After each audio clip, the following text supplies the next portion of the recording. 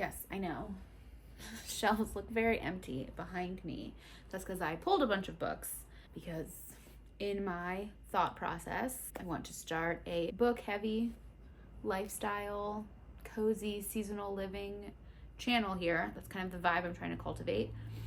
I wanted to do a book haul to kind of set myself up with a starting point. So this is my very first book haul on this channel. And these are all the books. To be very honest, I'm still getting to the point where I'm like doing a better job of keeping track of this wonderful hobby of mine that I'm cultivating. So these are all the books that off the top of my head, looking at my various shelves, that I know I have bought in about the last 2 months or so that I haven't read yet. There are other books that I have bought that I've already read that just don't feel like they should fit in this, because I'll talk about them elsewhere, or I've already talked about them. But anyway, let's get into the books. These are in no particular order because, again, like, I didn't document when I bought them. I just know I have bought them. Yes, it's a lot of books. I'm just gonna say that. And hopefully in the future, I will do these more regularly and they will not be quite so many books. But I don't know what, I don't know. I'm trying to make excuses. I bought a lot of books, but I don't buy a lot of other things at the moment. Like this is what we do. And for the record, at least 2 of these books, while I plan on reading them, I did buy at my husband's request. Also, please don't judge me for my fingernails. I need to redo them. Some of them fell off. Anyway, so I'll start with the 2 since I'm looking at them that my husband requested. They are the first 2 books. I would have bought all 3, but they only had the first 2 like in this format when I went to Barnes & Noble, but it is the Mistborn trilogy, or the first and the second book in the Mistborn trilogy, by Brandon Sanderson. Neither my husband, he also really likes to read. We're getting back into this habit together, which is cute. Neither of us have read any Brandon Sanderson before, so I think 2024 will be the year. So those 2 were purchased. Bookshops and Bone Dust by Travis Baldree. This is the second book that he has written. The first one was Legends and Lattes, of course, which I did read this year, and so I had to go out the day that this one was released and make sure that I had a copy, because I know once like winter comes, like really comes, like January, February, I'm gonna need something like this to just sit back, relax, and feel cozy with.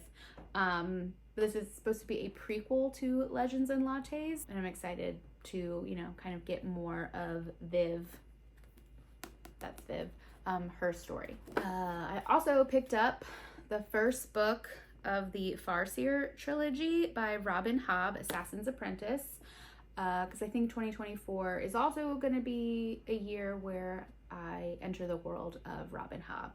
I'm going to do my best to make my husband go on this journey with me. I think this is going to be some classic fantasy in our lives in the next year. So I haven't read any Robin Hobb yet, but I am really excited to get into this world. I also, kind of on a whim, I think someone else was talking about this book, and I just happened to be in the little indie bookshop kind of down the street from me, and I saw it and I was like, you know what?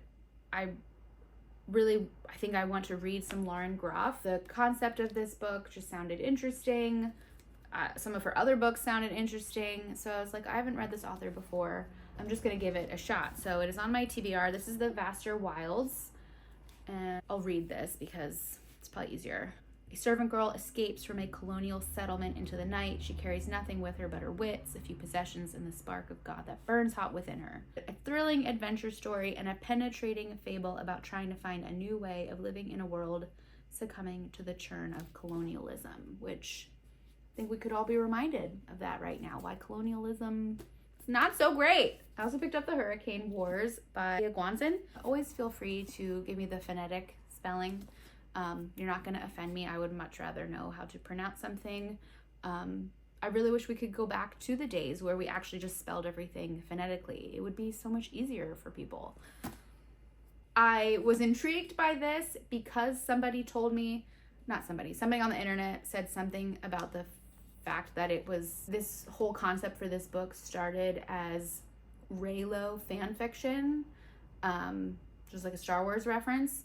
And so I was like, all right, I'm intrigued. And then I was looking at it, just like, I pulled it off the shelf in the bookshop, and the bookseller was like, my friend is reading it, she's really liking it. And that was really all she had to say. And I was like, okay, well, I'm gonna pick this up. Because I love having some just big old fat fantasy books on my shelf, because I get in the mood to read one of these a lot, as you will see. Another book I picked up was The Pomegranate Gate, which I love any book that's based off of folklore. I love a story based off of folklore. I'm like, yeah, give me that. I want to read it. I know this is the first book in a new, what does this say? A new Spanish Inquisition era fantasy trilogy inspired by Jewish folklore. And I think this part was what really got me. It has echoes of Naomi Novik. Naomi Novik wrote the Scholomance trilogy that I read this year and I really enjoyed. I want to read more Naomi Novik in the future. So yeah, not only that, but it was a really pretty cover and it sounded really interesting. After reading Spells for Forgetting in October, I really wanted to read Adrienne Young's second book, The Unmaking of June Farrow. I know it has to do with a daughter and a family curse, and I really loved Adrienne Young's just writing in Spells for Forgetting, so I knew this was kind of like an automatic pickup for me, where I was like, I want to see where, you know, her writing goes. Throne of the Fallen. Saw this on the bookshelf at the bookstore. It said it was a signed copy, and then I think basically I don't really know what this one is about so much. It was pretty, it was a signed copy. Intrigue, danger, and fan yourself romance. That was the bit that got me. The fan yourself romance. Now I remember. Throne of the Fallen by Carrie Maniscalco. Next one is Swordcatcher by Cassandra Clare. Again, just a really big fantasy book. I know this is going to be a longer series, and I was just okay with kind of signing on at the beginning of this. So goal is to read it soon-ish, so that way whenever the next book does come out, I will be excited about it. I don't know a ton about what this is about. I saw another book YouTuber mention this book, and I have since seen other ones mention it, and I was just like, okay, well, I trust your opinion, and it was beautiful. I tend to be a visual person. I will judge a book by its cover. I mean, who doesn't? I don't really appreciate that statement, but only in like the positive sense. Like, we shouldn't judge a book if it's not so pretty, but we should absolutely be okay with judging a book when it is pretty by the cover. You know what I'm saying? Yeah, you know what I'm saying. Had to return a different dragon book because the author was just being icky, and to read more of their books just was making me feel icky. Like, that's just the easiest way to put it. So when I went to go return one dragon book, I decided, what the heck, I'll just pick up a different one.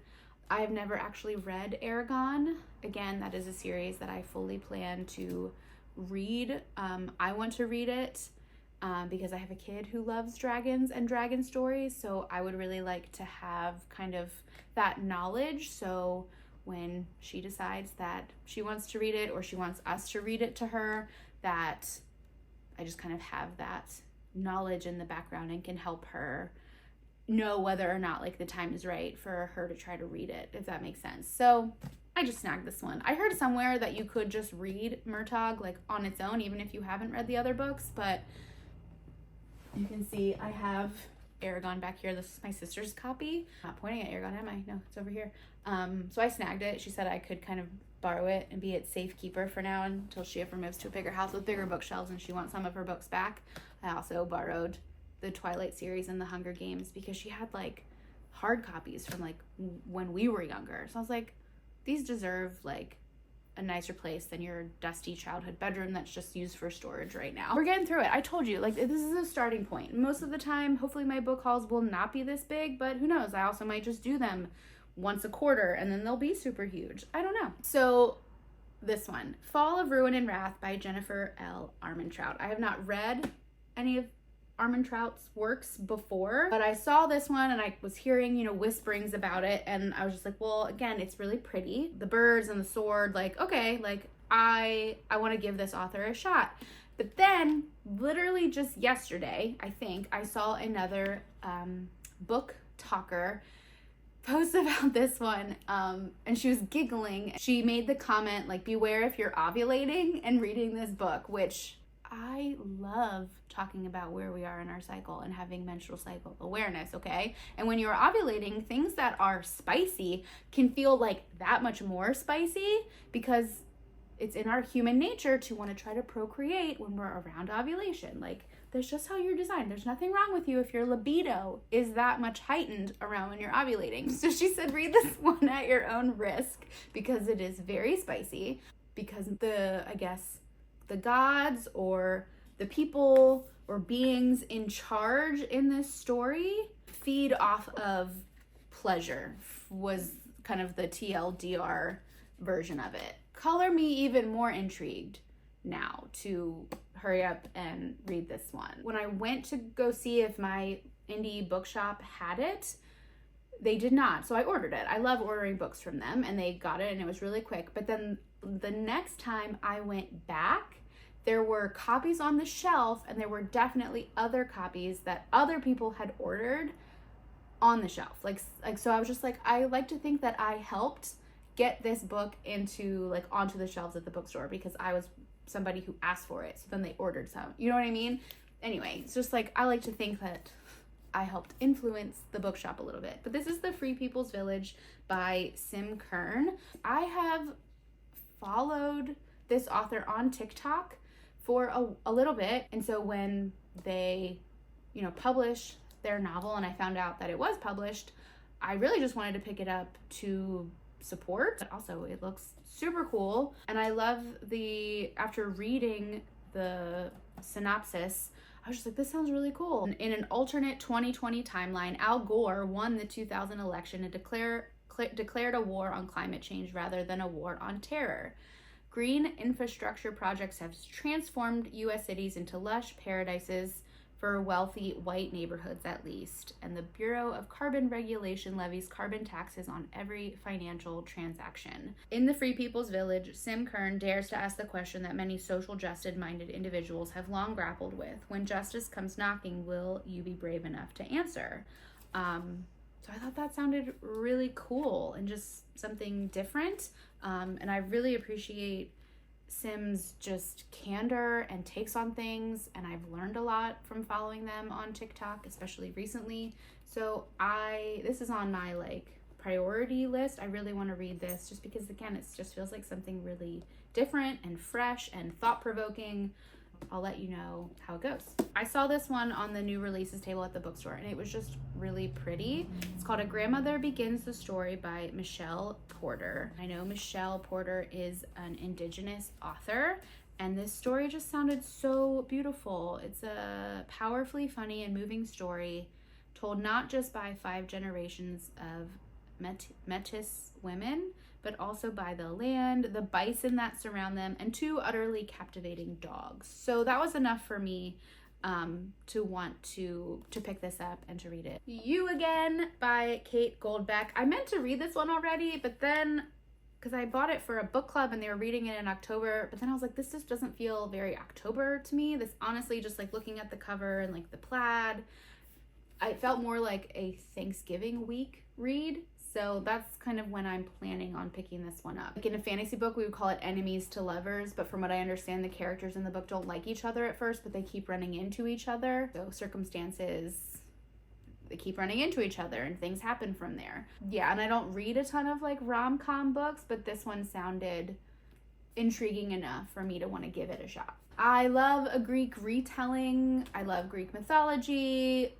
I have a soft spot for goddesses and those kind of stories. And I know that this is a queer retelling of the story of Hercules, but I believe it's from the perspective of all the other people who were involved in the story. Yes, okay, so Hercules' mother, his first friend, the Princess of Thebes, some other people, his friends, his enemies, his wives, his children, his lovers, his rivals, his gods, and his victims. It's time to hear their stories. So I believe this is supposed to be funny. I love the the cartoon Hercules, mostly for the music. I love some of those tunes, but I know that is not how the story really goes. So this sounded like a really cool book. And like I said, it's a queer retelling, which I also think is really cool. And I didn't say it before, so let me say it now. If I didn't say it before, the book is called Herc by Phoenicia Rogerson. This is a priority read before the end of 2023. This is another in a series of books I'm trying to read about Palestine and by Palestinian authors. And this one is called Against the Loveless World by Susan Abulawa. And this is like an award-winning book. And just the first little thing at the top, a meditation on love and alienation in a setting that is by nature political. This one had come highly recommended in a lot of lists that I've been seeing online for books that can help us expand our knowledge and our empathy of what's happening in Palestine right now. So I'm excited to read this one.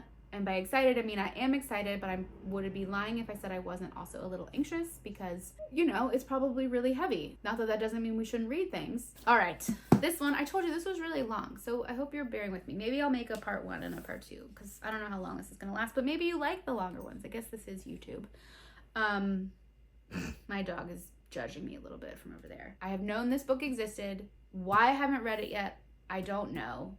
The Once and Future King, The Mists of Avalon, those were some of my favorite books when I was younger. This is Legendborn. I know this is like a lot of people's, like one of their most favorite fantasy novels of all time. And from what I understand, it has some strong like Arthurian legend vibes. It's an Arthurian legend retelling, but obviously with a Black female lead. So how could you not want to just read it for that reason alone? So I need to read this very soon. I already also have the second one, and I know there are more coming, but I need to get this content into my brain. Like, I need to do that soon. 2 other lit fic picks that I picked up after I read Evil Eye by Ita Frum. I was just like in the mood. I want like more like memoir style family stories, like real world situations, but are obviously like works of fiction. And I think Barnes & Noble just named this like their top book of the year. But I snagged this one from my local bookstore. It's The Heaven and Earth Grocery Store by James McBride. I know it's set in Pennsylvania, which isn't too far from where I live, and it has to deal with like some different families, but everyone's living in the same neighborhood and just trying to, survive. Saw it and I read the inside like synopsis and I was like, oh, that sounds cool, like maybe I'll read it. But then I like left the bookstore and immediately regretted not adding it to my shelf. So then like days later I found myself back in the bookstore because I go there quite often, and I just went ahead and picked it up. And then the other one that I picked up was Family Lore. It's the story of a Dominican American family. The women in the family have special powers, and that was enough for me to want to read it. Clearly people like it, as it was a Good Morning America book club pick. It won the National Book Award. So this was just one of those things where I was like, I would like to say that I had read this in case I'm ever in a room where people are talking about books. I don't always necessarily need to read kind of like the mainstream like top picks, but sometimes they sound too good to pass up. I'm almost done, I swear. The one package that I have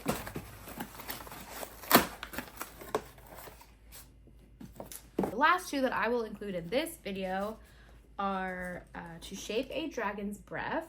A young indigenous woman enters a colonizer-run dragon academy and quickly finds herself at odds with the approved way of doing things. So this is the first book of a new fantasy series. Monaquil Black Goose is the author of this. So this one is one that I want to read before the end of the year. And then the other book that I picked up, the cover was just gorgeous. I mean, like, look at this cover. But it's Never Whistle at Night, an indigenous dark fiction anthology. So it's like short stories. I thought that just sounded really cool. And I thought this was something that both my husband and I could read. He's definitely more of a thriller, horror, can handle a little bit more darker stuff than I can. Though I'm finding with books, it's a lot easier for me to kind of I can go a little darker than maybe what I would be watching on television, but that's just personal preference. But again, I thought this would be something cool that he and I could both read, or we could read together, or we could like take turns reading the stories in it, and then we could talk about it. Yeah, we're both becoming really serious readers. Like that's what we do most nights now. And if a year ago that was not the case, but I really love that things have changed since then. So that is my book haul. So I would love to know if you have read any of these yet, if you had any thoughts. No spoilers though, please. And if you absolutely hated it, probably don't tell me that either, just because I'm gonna read it no matter what. Don't be a hater, but like if you read it, like I would just love to know. If you loved it, great, but like don't spoil it for me. Okay, friends don't spoil books for each other. Yeah, so I'm gonna go put all these back on my shelf, and I'm gonna get to reading, because as you can see, I have a lot to read. And I'll see you next time.